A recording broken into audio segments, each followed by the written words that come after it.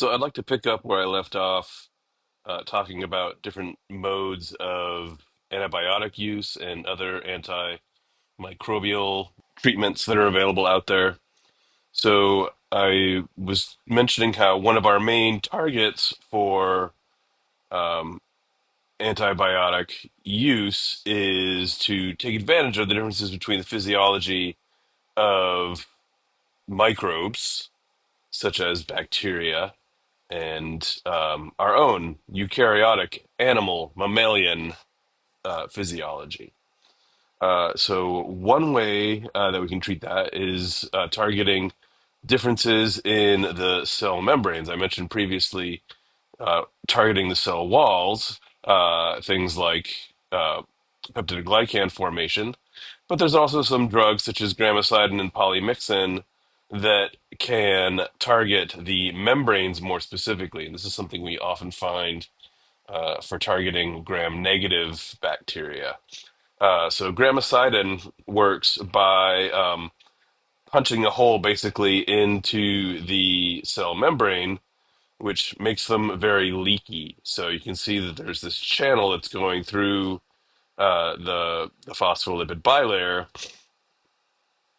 and that's going to allow ions to move in and out, which when they're not supposed to be, they're not expecting that. So um, that's going to disrupt cell membrane function, and the cells will not be able to produce the pathogenic cells. Polymyxin is typically used as a topical antibiotic, so something you might find it like if you have like in a triple antibiotic um, salve, like um, Neosporin or something like Neosporin, and might have polymyxin built in. This also works to disrupt the cell membrane by forming ion channels and disrupting the permeability of the cells. So polymyxin, as it turns out, is toxic to mammal cells. So that's why it's used topically and not something to eat, not to be taken internally. Okay, so another way that we can take advantage of differences in our physiology and the physiology of organisms that would cause us harm is by affecting DNA synthesis and the integrity of the DNA molecule. So, two examples of different types of drugs that can affect DNA replication are quinolones, which block topoisomerases such as DNA gyrase. That's a type 2 topoisomerase.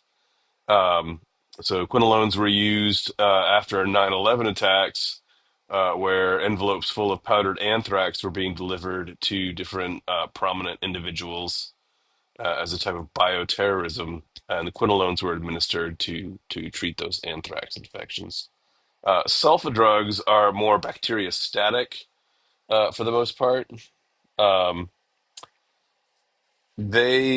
sulfa drugs are they're analogs of this substance called PABA, which is para-aminic benzoic acid. And para-aminic benzoic acid is a precursor of folic acid, and folic acid is very important in DNA synthesis. So this is one of the reasons why pregnant women are often prescribed um, folic acid to make sure that their DNA synthesis and the DNA synthesis of their growing baby is supported. So, since we might take in most of we don't have a folate biosynthesis pathway, so we get our folate from our diet.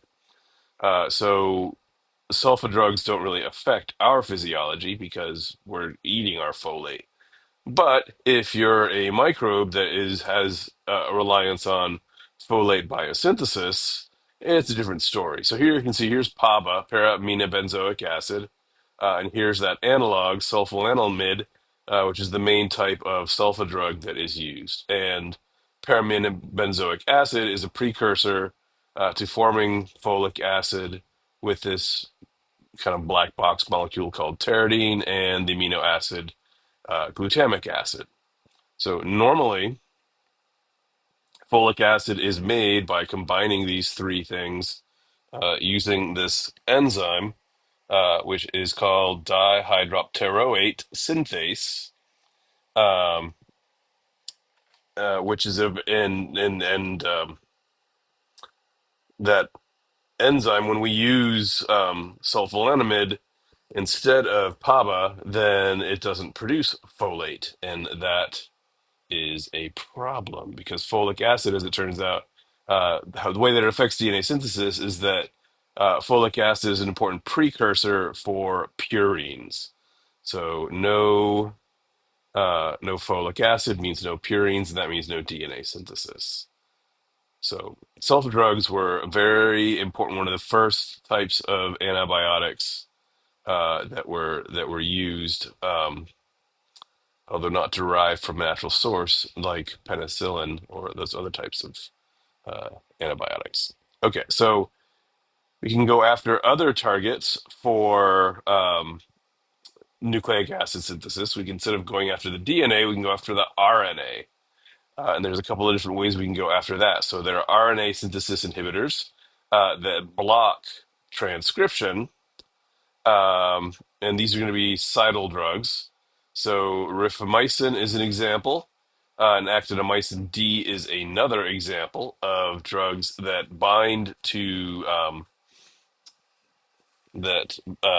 are going to bind to specifically um, the um, rifamycin is going to bind specifically to the beta subunit of RNA polymerase in bacteria, and that's going to prevent elongation. So remember, RNA polymerase or DNA dependent RNA polymerase um, has several different subunits. So this drug binds specifically to one of those subunits, which is going to prevent DNA transcription from proceeding.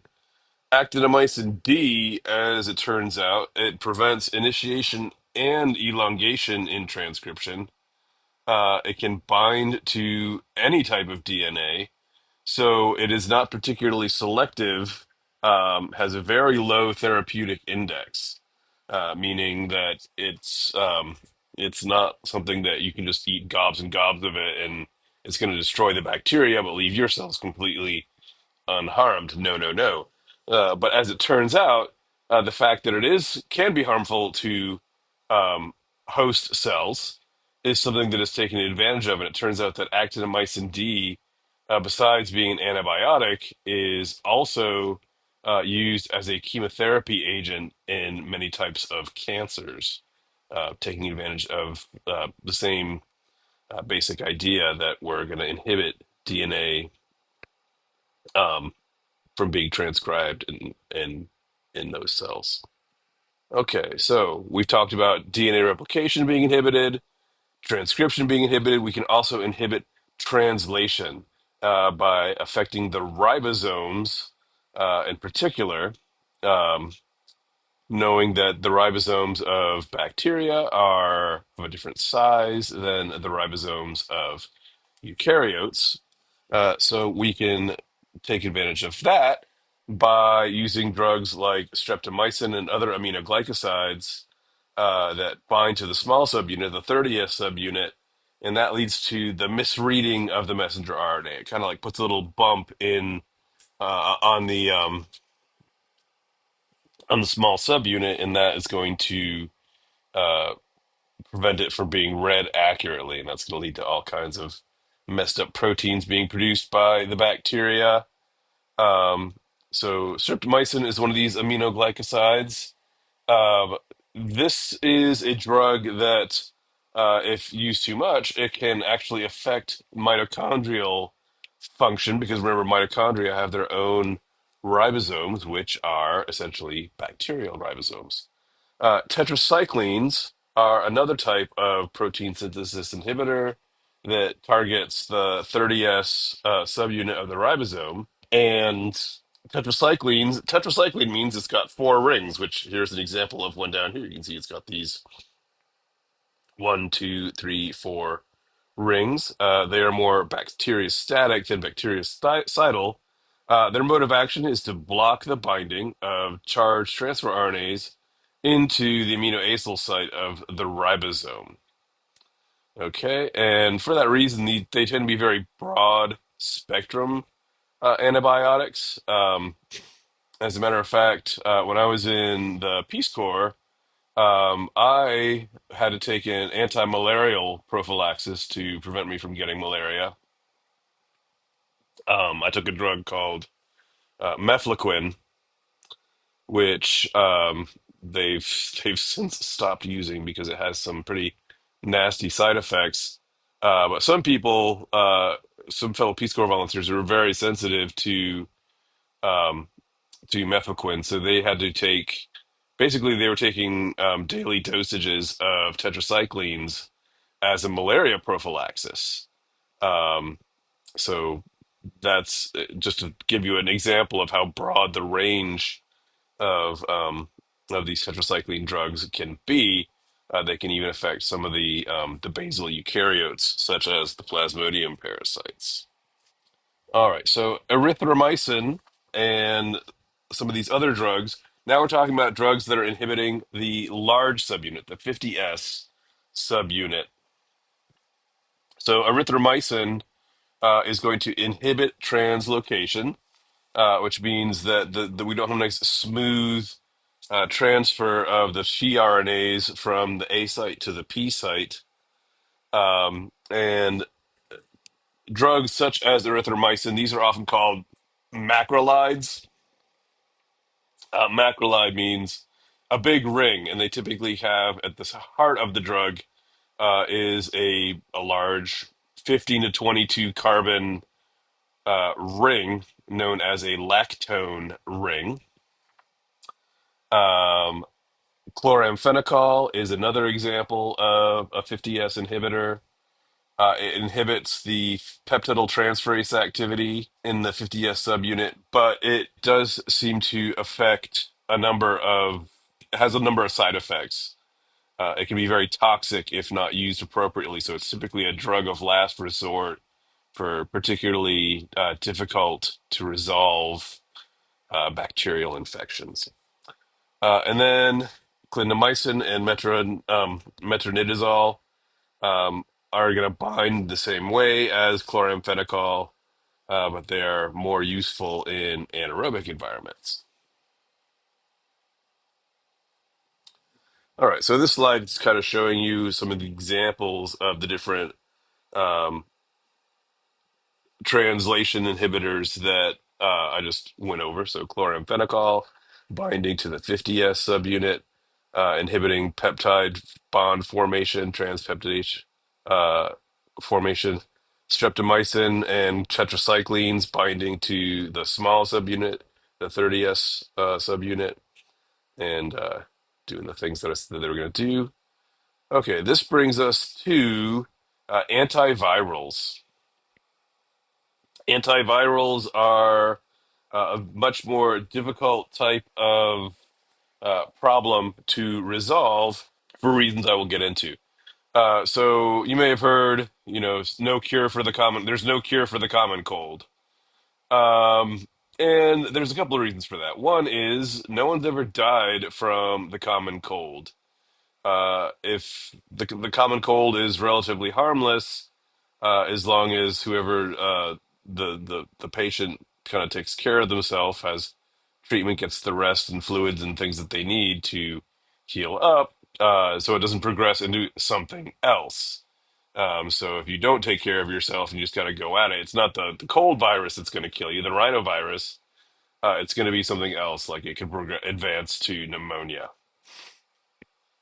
So since it doesn't really do any harm, and in addition to the fact that the common cold virus is uh, mutating constantly, it makes it very difficult to come up with a therapy for it that's going to have a lasting effect. So, what's the point in trying to treat a disease that doesn't kill anybody? It's just kind of more of annoying than anything. And it doesn't.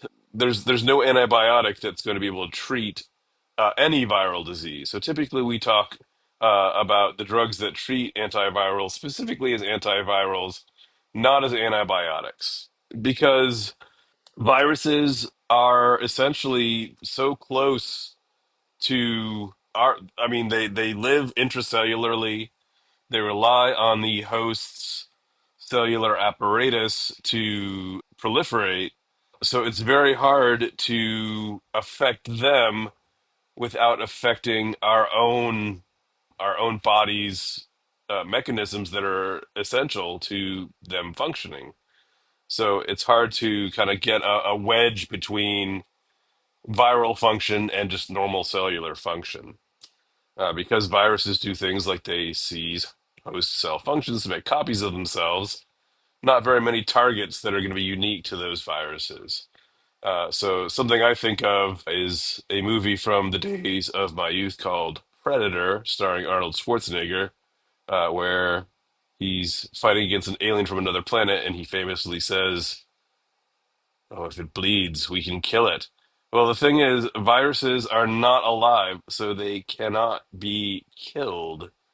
So, really, one of the best tools that we have in our arsenal to treat viruses is to prevent getting them in the first place.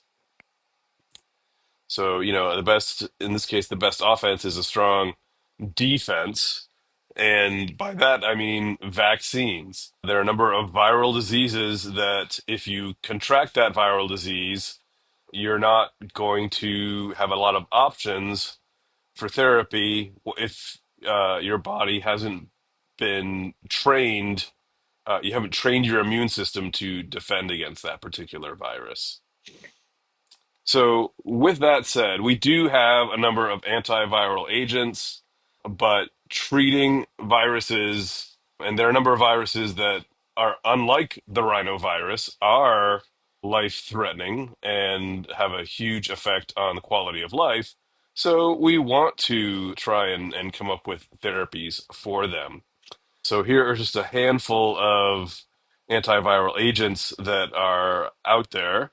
And you can see that they have a number of different modes of action that leads to a number of different outcomes. So you can see influenza. Influenza, unlike the common cold, the flu kills lots of people.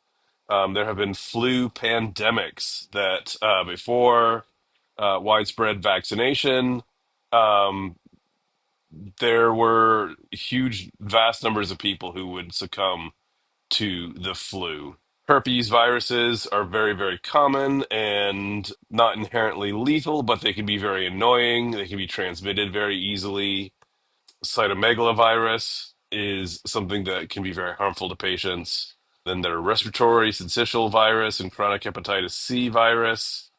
Hepatitis C is one of the main causes for having a need for a liver transplant for liver failure.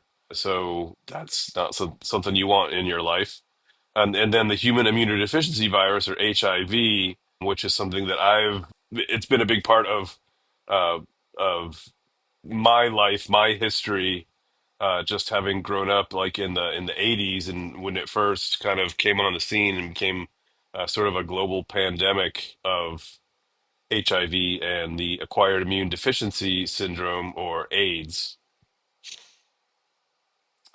So, how do we treat viruses when we need to use antiviral agents? So, again, viruses are essentially nucleic acids, maybe a handful of proteins associated with them.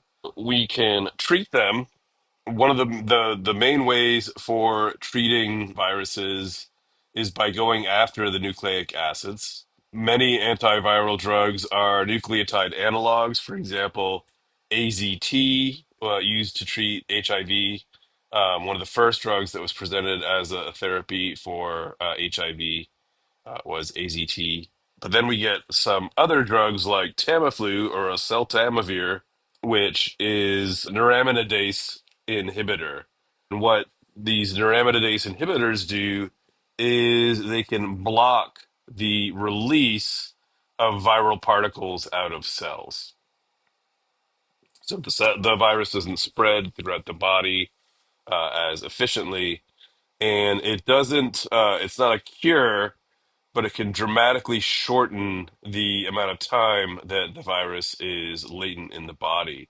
So that's, it's not going to make the flu go away overnight, but it's definitely going to shorten the amount of time that you have the flu and kind of enable you to get back on your feet in a shorter amount of time. So many of the drugs that are available, as I mentioned, for as antiviral agents, are going to block viral DNA synthesis. One way we can do this is by using nucleosides that lack a 3' hydroxyl, which we know is where we build on to form polynucleotides. So if there's no hydroxyl group there, that's going to lead to a chain termination, which means the polymer gets no longer, and it stops elongating. Okay, transitioning to the final type of antimicrobial agent, antifungal agents.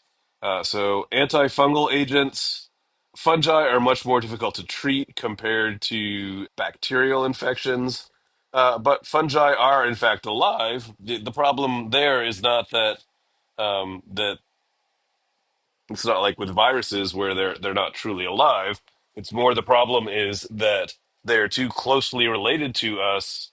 So it means that there's a low therapeutic index where we can ingest some compound that is going to be harmful to the fungal cells without affecting our animal cells that comprise our bodies.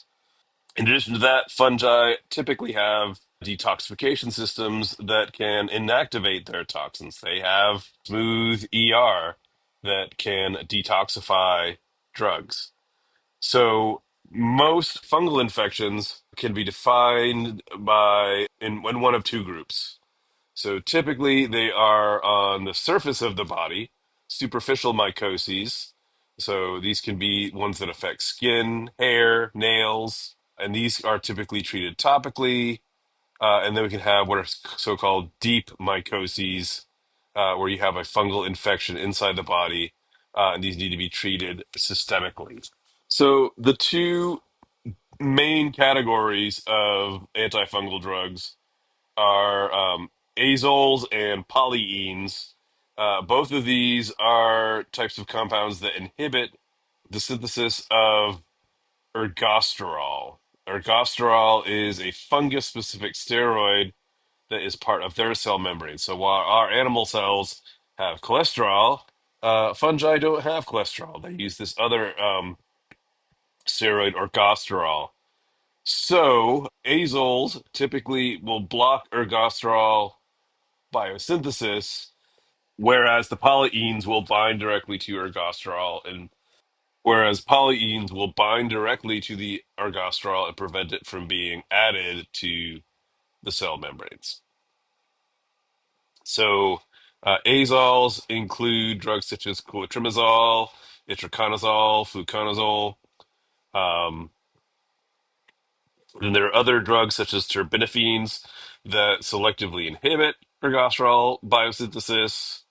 Um, And again, since we don't make ergosterol, these types of drugs are not particularly harmful to our um, polyenes. There's a number of different types of polyenes that are useful. Nystatin is a very common topical agent. Amphotericin can be taken internally. However, amphotericin B is also known as amphoterable because it can be very toxic if not used appropriately. Um, and even if used appropriately, so if you've got a systemic fungal infection, often many of these systemic fungal infections are only going to present in patients who are immunocompromised. There's not a lot of systemic fungal infections, um, but the HIV epidemic kind of changed that story very much because people who were immunocompromised, suddenly their bodies weren't able to defend against different types of fungi, and so they were succumbing from fungal pathogens that typically were previously were not known to be particularly common. So amphotericin is a type of uh, a drug that's used for treating systemic fungal infections. Fluconazole is another one that's used for treating systemic infections. Griseofulvin is used to treat nail fungus, but it is something that you can take orally. So you can take a pill, and that pill is going to and that mode of action is a little bit different. Griseofulvin,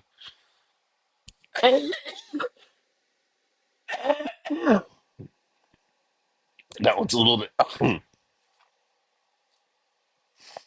that one's a bit different because griseofulvin works by blocking formation of the mitotic spindle, specifically found in fungi. Remember, only animal cells have centrosomes. Um, Fungal cells have a different type of microtubule organizing center, like a Spitzenkorper body. Um, so, um, yeah.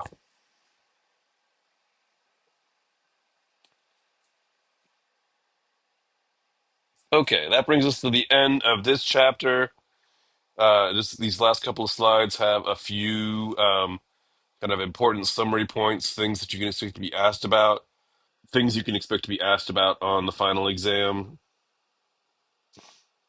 So, drugs that affect nucleic acid synthesis, including the processes of DNA replication, transcription, and translation.